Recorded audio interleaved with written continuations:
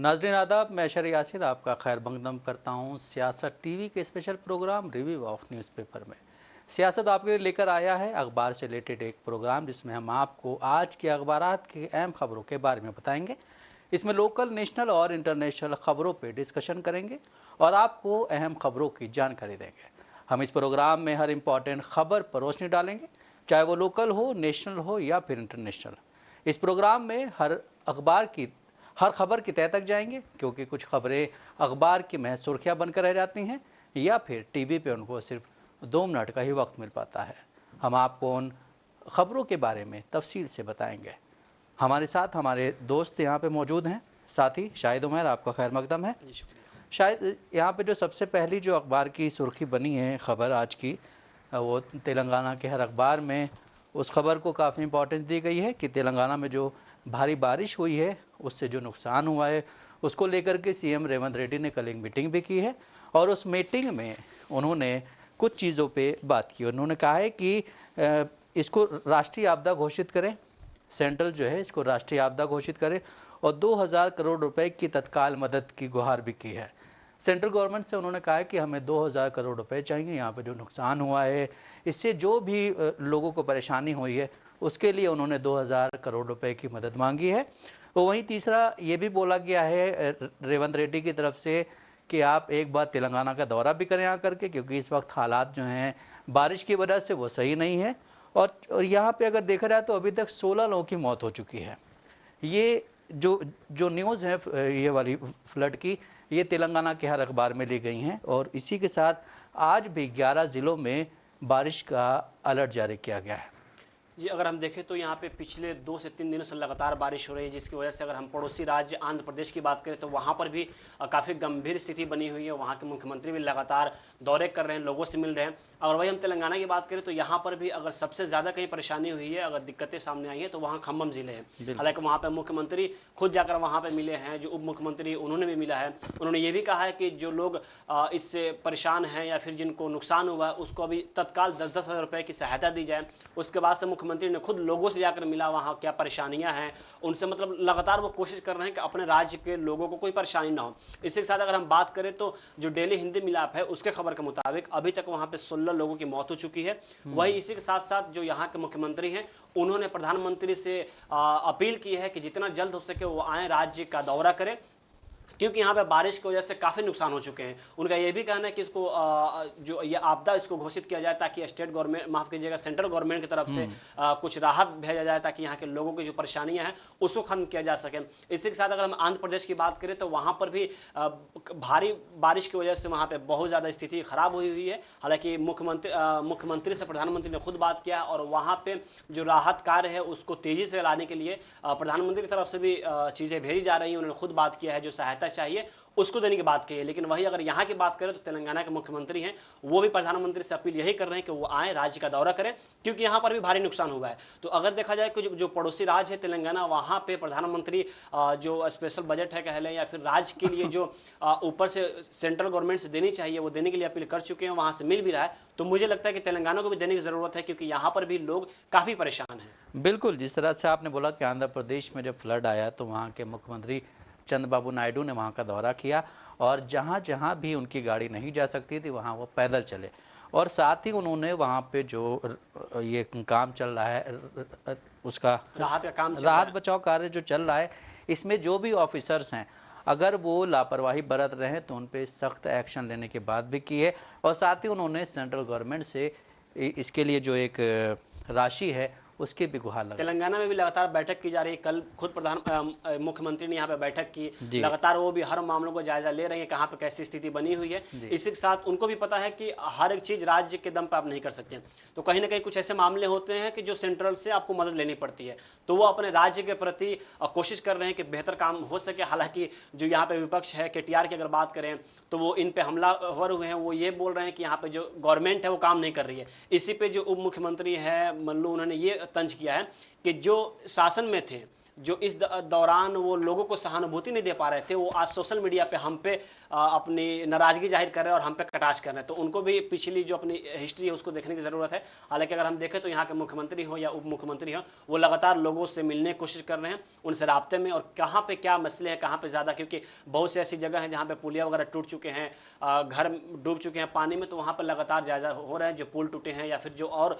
नुकसान हुए हैं, तो उसको ये बात की जा रही है सेंटर यहाँ गवर्नमेंट की तरफ से कि उसको जितना जल्दी हो सके हम उस पर काम करने की कोशिश करेंगे। बिल्कुल, जब ऐसी कुछ आपदा आती है तो जो गवर्नमेंट होती है उसके सारे मिनिस्टर्स अगर इन कामों में लग जाएं तो वो जनता के लिए काफ़ी अच्छा होता है। और वहीं जब आपने अपोजिशन की बात की तो अपोजिशन का काम ही होता है ऐसी सिचुएशन में सरकार को घेरना। बिल्कुल, लेकिन मुझे ना इन सब मामलों में थोड़ा तो बरतना कॉपरेट चाहिए, नहीं बिल्कुल कॉपरेट करना कॉपरेट नहीं चाहिए। कर रहे हैं। हालांकि अभी भी 11 जिलों में अलर्ट जारी किए गए हैं। अलर्ट जारी किया गया। और नाजरीन, जब भी आप निकले कहीं पे तो थोड़ा सोच समझ के निकलें, क्योंकि इस वक्त बारिश का मौसम है, कहीं पे भी कुछ भी हो सकता है। और इसी के साथ अगर हम अब नेशनल न्यूज़ की तरफ चलते हैं तो आज के हर अखबार में, चाहे सियासत हो, मुंसिफ हो, जो भी अखबार हो, उसमें हर जगह पे बुलडोज़र पे जो कल सुप्रीम कोर्ट ने एक बड़ा बयान दिया उसकी खबर को काफ़ी अहमियत दी गई है।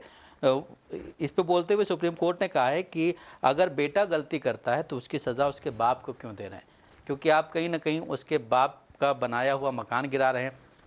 अगर बेटा अड़ियल है तो उसको आप सुधारिए, उसको एक मतलब एक जो प्रोसेस होता है उस तरह से आप काम कीजिए, लेकिन आप उसका घर नहीं गिरा सकते हैं।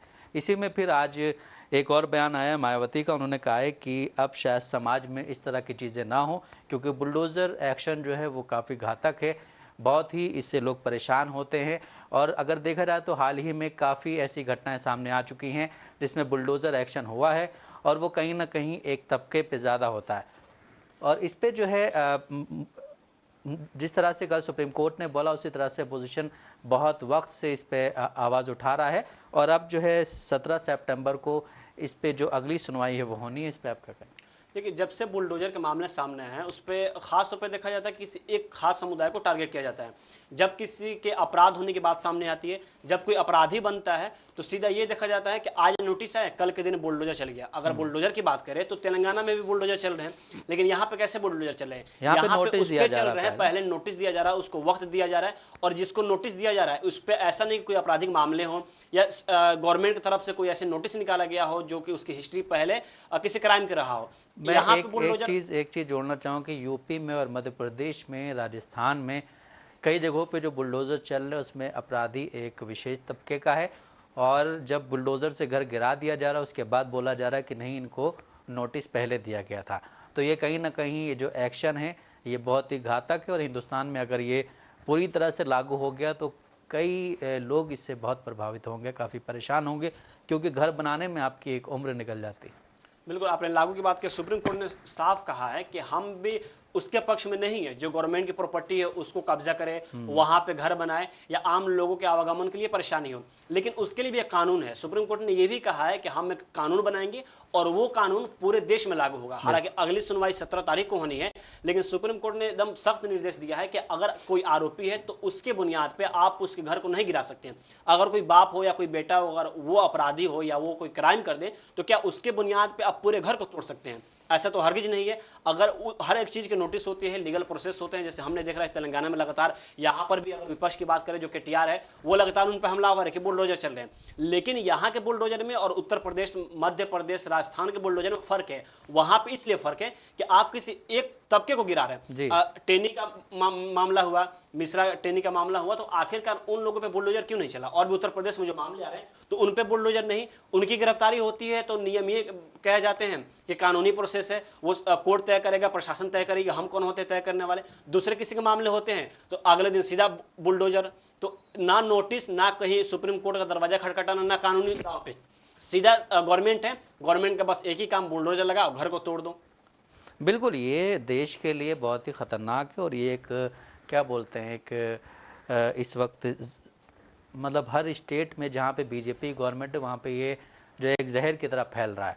और ये चीज़ें एक जब भी कोई गलती करता है उसका एक प्रोसेस होता है, अदालत में मामला जाता है उसके बाद उस चीज़ को उस पर क्या डिसीज़न अदालत करती है उस पर एक्शन लिया जाता है। लेकिन यहाँ पे इस तरह आपने बोला कि चाहे वो अजय मिश्रा टेनी हो, चाहे वो जो भी बीजेपी का लीडर हो, नेता हो, छोटा नेता हो, बड़ा नेता हो, उसके साथ ऐसा नहीं होता। उसके साथ जब ऐसी चीज़ कोई पेश आती है तो ये कहा जाता है कि अदालत मतलब जिस तरह से कानून अपना काम करेगा तो देखा जाएगा। इसी बीच एक चीज़ और देखी गई थी कुछ टाइम पहले कि कुछ बच्चों ने हंगामा किया था, रेल रोकी थी और वहाँ पे काफ़ी पत्थरबाजी हुई थी। तो यूपी में ही एक जगह है जहाँ के जो एक अधिकारी हैं, उन्होंने कहा था कि नहीं, ये छोटे बच्चे हैं, अभी समझदार नहीं हैं, जब ये समझदार होंगे तो ऐसी हरकतें नहीं करेंगे। वहीं अगर देखा जाए तो अगर कोई एक तबका है, मुसलमान है या फिर कोई दलित है, अगर वो कुछ इस तरह की हरकत करता तो उनको फ़ौरन एक्शन लिया जाता है, उनके घर पे फ़ौरन बुलडोज़र चल जाता है। ये हमने अभी कुछ टाइम पहले मध्य प्रदेश में देखा था कि एक पुलिस स्टेशन के बाहर कुछ लोग पत्थरबाजी कर रहे थे, उसके जो उसका एक आदमी पे इल्ज़ाम लगा और उनकी एक बहुत अच्छी खासी प्रॉपर्टी थी, बहुत अच्छा बड़ा घर था, उसको तोड़ दिया गया। उनका नाम सिर्फ मुसलमान था। पश्चिम बंगाल में भी प्रोटेस्ट हुए हैं, बीजेपी के जो लोग ईटा पत्थर चलाए। अभी 2 दिन पहले ही जो आईटी बेची उत्तर प्रदेश में, जो बीजेपी के 2 लोग थे, 3 लोग थे, 2 को छोड़ा गया। 2 लोगों को बाइज्जत मतलब बाहर भेज दिया गया। उन पे ये आरोप था कि एक लड़की के साथ उन्होंने गैंगरेप किया। तो क्या उन पे पहले तो केस हुआ, जेल में गए, तो क्या उनके ऊपर बुलडोजर नहीं चलता? बुलडोजर चलना तो दूर देखे, 6 से 7 महीने के बाद उनको रिहा कर दिया गया। तो फिर ये कहाँ का इंसाफ है? अगर यहाँ पे कोई एक खास समुदाय होता, उसके आगे अगर सिर्फ मोहम्मद लग गया होता तो अभी तक इंसाफ तो मिलना दूर, अभी तक सालों तक उनके केस तो ऐसे पेंडिंग में रहते हैं और अभी तक घर भी गिर गए होते हैं। घर का तो मत पूछिए, घर का क्या हाल होता है उनका। और इसी बीच आज की एक और अखबार में इस खबर को काफ़ी अहमियत दी गई है। वो है दिल्ली के मिनिस्टर अहमदुल्ला खान, जिनको कल ईडी उनके घर गई थी पूछताछ करने के लिए और उसके बाद उनको अरेस्ट कर लिया। उन पे मनी लॉन्ड्रिंग और वहाँ पे जो भी उन्होंने वक्त में जो नियुक्तियाँ की हैं उसमें कुछ क्या बोलते हैं गड़बड़ी करने का आरोप लगाया गया। और इसी बीच रात में उनको राउज एवेन्यू कोर्ट ने 4 दिन की ईडी रिमांड पे भेज दिया है। तो इस पे जो है कल से ही आम आदमी पार्टी, सेंट्रल गवर्नमेंट और ईडी पे काफ़ी हमलावर है। बिल्कुल, सुबह 8:15 पर वहाँ पे ईडी पहुंची। वहाँ से लगातार कई घंटों तो पहले घर पे तलाशी हुई। हालांकि उनकी जो सास हैं वो भी बीमार है, कुछ दिन पहले उनका ऑपरेशन हुआ है। उसके बाद से जैसे ईडी घर पे पहुंची, उनको पहले ही शक हो चुका था कि उनकी गिरफ्तारी होने वाली है। उन्होंने साफ तौर पे ये भी कहा कि आप मुझे गिरफ्तार करने आए। उन्होंने ये कहा, ईडी की तरफ से ये कहा गया कि आपको कैसे पता, मतलब कि आपको गिरफ्तार करने आया गया है। आखिरी में देखा गया सच वही हुआ। पहले तो ईडी के छापे पड़े, कुछ मिला नहीं, उसके बाद से उनको गिरफ्तार कर लिया गया। ईडी का ये कहना है कि इनके जो क्योंकि वहां पे वक्फ बोर्ड के अध्यक्ष भी रहे हैं, उनका ये कहना है कि 32 लोगों की बहाली हुई है, जिसमें से सबसे ज्यादा मतलब इनके जानने वाले लोगों की वहां पे बहाली की गई है। आरोप ये भी लगाया गया है कि पैसे लेके, घूस लेके इनको बहाली की गई है। उसी के साथ जो वक्फ बोर्ड की ज़मीन है या जो प्रॉपर्टी है उसको ये भाड़े पे चला रहे हैं। इसी के साथ अहमदुल्ला खान ने क्या कहा है कि इसके पहले भी मुझे लगातार परेशान किया जा रहा है, इसके पहले भी कई बार नोटिस आ चुके हैं और सारे नोटिस का जवाब हमने वक्त पे दिया है। लेकिन अभी जिस तरह से उनकी गिरफ्तारी हुई है, जिस तरह से ईडी के छापे पड़े हैं, उसके बाद अब इनको 4 दिन के लिए आपने जैसा कहा कि रिमांड पे भेज दिया गया है।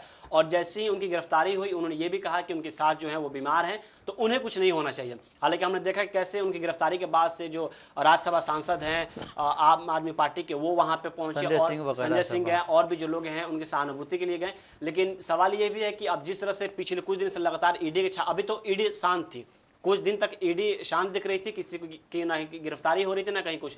लेकिन अब जिस तरह से वक्फ बोर्ड का मामला एक अलग छिड़ा हुआ है और उसके बाद जो अहमदुल्ला खान, क्योंकि ये भी आम आदमी पार्टी के अच्छे नेता माने जाते हैं, कद्दावर नेता माने जाते हैं, हर मामले में बेबाकी से बोलते हैं, एक अच्छी छवि मानी जाती है। और ओखला में कहीं ना कहीं देखा जाए तो इनके काफी मजबूत पकड़े। ओखला जो दिल्ली का एक एरिया है वो काफी मजबूत एरिया और आम आदमी पार्टी में भी अगर मुस्लिमों के वोटरों की बात करें तो इनकी वजह से भी काफी ज्यादा है। तो एक इनकी गिरफ्तारी के बाद अब ये भी देखने वाली बात होगी कि आम आदमी पार्टी की तरफ से क्या एक्शन लिए जाते हैं और इनकी गिरफ्तारी के बाद अब इनको कब जमानत मिलती है या फिर आगे केस कैसे चलते हैं और क्या इनकी गिरफ्तारी पे आम आदमी पार्टी पे कोई असर पड़ती है नहीं, या फिर जो और विपक्ष की पार्टियां हैं, जो और लोग हैं, वो क्या प्रतिक्रिया इस पे देते हैं। बिल्कुल सही है। जिस तरह से आप कल हालांकि जितनी भी प्रेस कॉन्फ्रेंस आम आदमी पार्टी की तरफ से की गई हैं, हर एक प्रेस कॉन्फ्रेंस में यही बोला गया है कि जो भी तानाशाह के खिलाफ बोलना चाहता है, तानाशाह अपनी कठपुतली यानी कि ईडी या सीबीआई को भेज करके उसको अरेस्ट करवा देता है। इसी तरह एक खबर और आज अखबार में ली गई है, वो भी हर अखबार की सुर्खी बनी कि देश में इस वक्त जो मॉब लिंचिंग की घटनाएं हो रही हैं, देश में अभी हमने जो न्यूज़ पढ़ी कि मतलब हर जगह एक कहीं ना कहीं मुसलमानों को लेकर के एक मतलब क्या बोलते हैं, डर लोगों में पैदा किया जा रहा है, मुसलमान इस तरह से हैं, मुसलमान उस तरह से हैं। उसी बीच जब ये मॉब लिंचिंग की घटनाएं सामने आई हैं तो कल असदुद्दीन ओवैसी ने बोला है कि ये जो मॉब लिंचिंग होती है ये बीजेपी और आरएसएस के समर्थन से होती है। साथ ही उन्होंने ये भी कहा है कि संघ जो है वो झुंड में आता है और निर्दोष लोगों को मारता है। तो ये इस वक्त जो मॉब लिंचिंग की घटनाएं सामने आ रही हैं, इस पे सेंट्रल गवर्नमेंट कुछ भी कहने से बच रही है।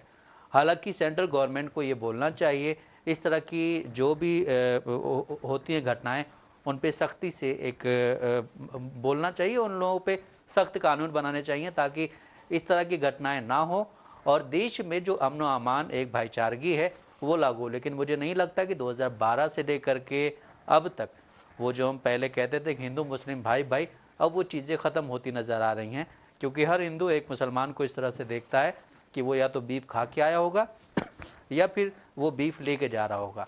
बीफ के नाम पे अब तक न जाने कितनी मॉब लिंचिंग्स हो चुकी हैं। कुछ खबरें बन पाती हैं, कुछ का तो पता ही नहीं चलता वो कहाँ गए हैं।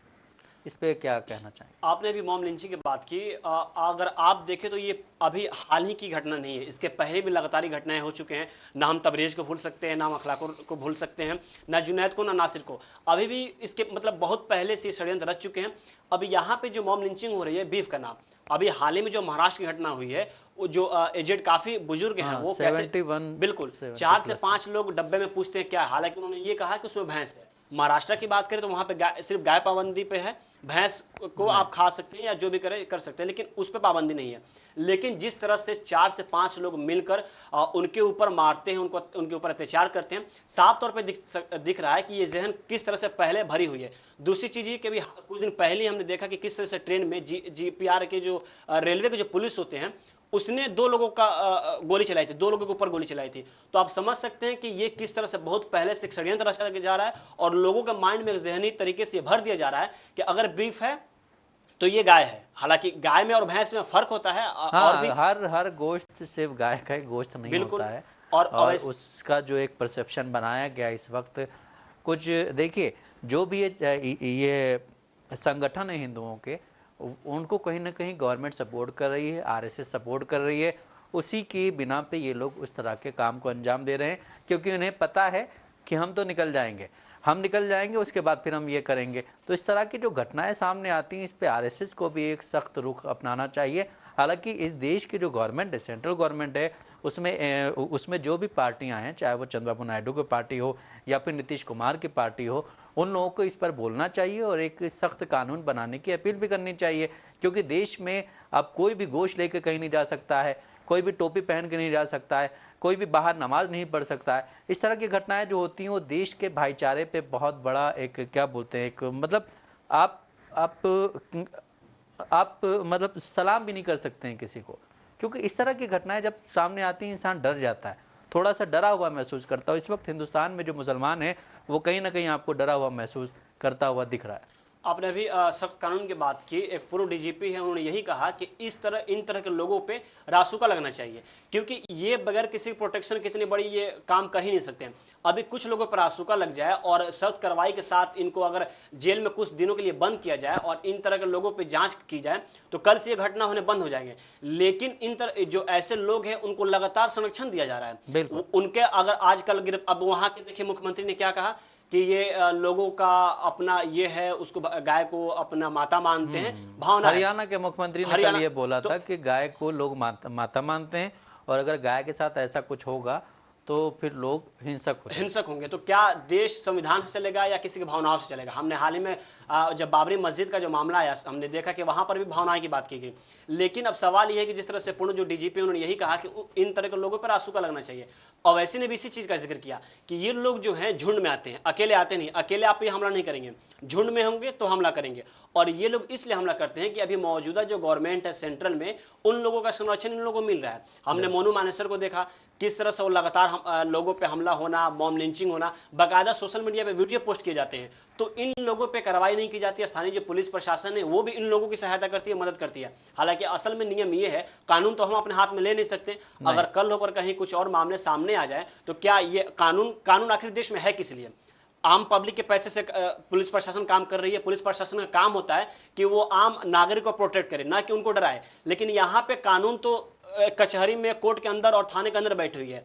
आम जो लोग हैं या फिर जो इस तरह के दल चला रहे हैं, वो एक अलग जाति मजहब के नाम पे इसका इस्तेमाल कर खुद को हाईलाइटेड करने के लिए इन सब चीज़ों का वो कामों को अंजाम दे रहे हैं। कल होकर प्रशासन क्या करती है, गिरफ्तारी हुई, फिर कुछ अभी जो 2 दिन पहले मामले हुए हैं उसमें इतने मतलब एकदम छोटे मोटे कानून लगाए गए और उन लोगों को रिहा कर दिया गया। फिर बाद में जब कोर्ट के पास मामला गया तो उस पर सख्त कानून लगाकर फिर उन लोगों की गिरफ्तारी की गई है।